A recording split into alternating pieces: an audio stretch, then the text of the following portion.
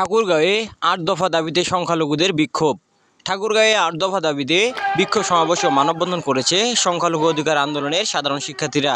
আজ দুপুরে শহরের অপরাজয় ৭১ থেকে একটি বিক্ষোভ মিছিল বের করে শহরের প্রধান প্রধান সড়ক প্রদক্ষিণ করে চৌরাস্তায় এসে মিলিত হয়। বিক্ষোভ শেষে সমাবেশে বক্তারা বলেন, সারা দেশের মধ্যে উত্তরবঙ্গ শান্তিপ্রিয় এলাকা আজ সংখ্যালঘুদের জন্য অশান্তিপূর্ণ হয়ে উঠেছে। রাতের বেলা আমাদের ঘরে আগুন দেওয়া হচ্ছে, আমরা শান্তিতে ঘুমাতে পারি না। তাদের বিরুদ্ধে আইনগত ব্যবস্থা সহ ৮ দফা দাবিতে আমরা রাজপথে নেমেছি। আমাদের দাবি না মেনে নেওয়া পর্যন্ত আমরা রাজপথ ছাড়ব না। এ সময় সংখ্যালঘু অধিকার আন্দোলনের সমন্বয়করা সহ সাধারণ শিক্ষার্থীরা উপস্থিত ছিলেন। ঠাকুরগাঁও থেকে মোহাম্মদ সোহেল রানা। এই সময়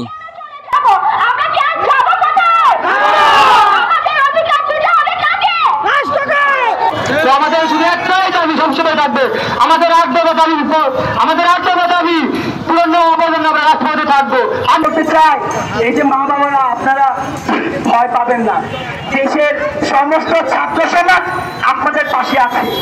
আমরা একসাথে রাজপথে যুদ্ধ করবো, শরীরে এক বিন্দু রক্ত